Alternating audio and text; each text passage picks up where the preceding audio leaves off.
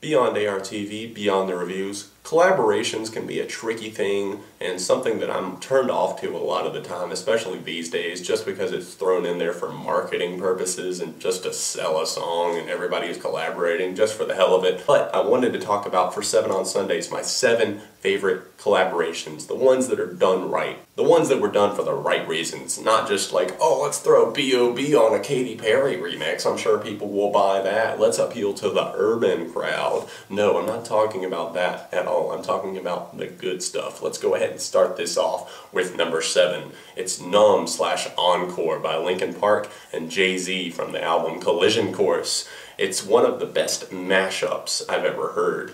No, maybe they didn't actually go in the studio and record this together, but it's just a perfect mashup that was done, you know, by Jay-Z and Linkin Park collaborating and saying like, hey, let's do this. It's not just some amateur throwing the songs together. It just flowed together perfectly, and just taking the beat from Numb and throwing Jay-Z's rapping over it and then Linkin Park doing the chorus, it just sounded perfect. Number 6 on my list is Summit by Skrillex and Ellie Goulding, the former couple. They collaborated on this track and just came out with the perfect electro pop tune that just really just kept the flow, a very chill flow going throughout the entire track. Absolutely loved it.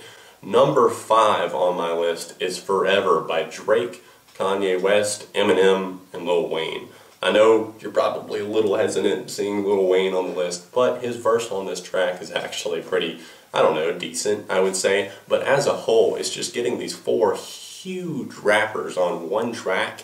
It flowed together so well, especially the Travis Barker remix of this song. That's what I usually listen to. The drums just really send it over the top and make this a very, very powerful track. Number 5 is Yeah by Usher, Lil Jon, and Ludacris from 2003. What a throwback. 11 years, almost 11 years ago now. That's insane to me because I remember hearing that song when it first came out, and you know, I still hear this on the radio. That's how big this song was and still is, I guess you could say.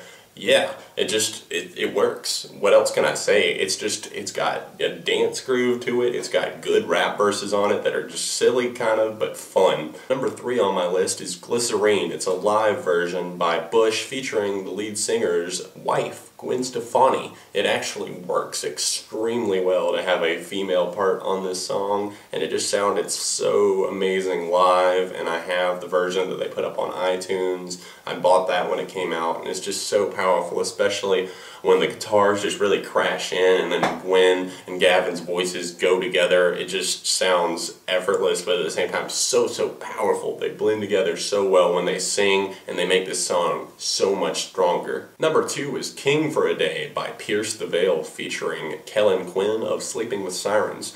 It's just the perfect, it almost seems like Kellen should be in the band. That's how well he fits with Vic from Pierce the Veil in terms of vocals. It just works. Screamed and clean vocals with hard guitars, awesome breakdowns. This song is just pure ecstasy. But what is the number 1 song on my list, you might be wondering? It's 2 Against 1. Jack White and Danger Mouse. This appeared on another one of my lists, didn't it? What was it? Oh yeah, it was my favorite lyrics of all time video, where I said that the line, "The mirror is a trigger and your mouth's a gun," was one of my favorites. Definitely this collaboration right here was just on point. It was just something that needed to happen. Danger Mouse, probably my favorite producer, also known as Brian Burton, you know, his real name and all. But Jack White, anything he's a part of is great, and I loved this collaboration. What are some of you guys' favorite collaborations? Let me know in the comment section down below, maybe like your top 3 or something like that. And of course, request future episodes of 7 on Sunday. Thanks for watching and hitting the like button, guys. Make sure you subscribe, share the channel and the video, help me keep growing.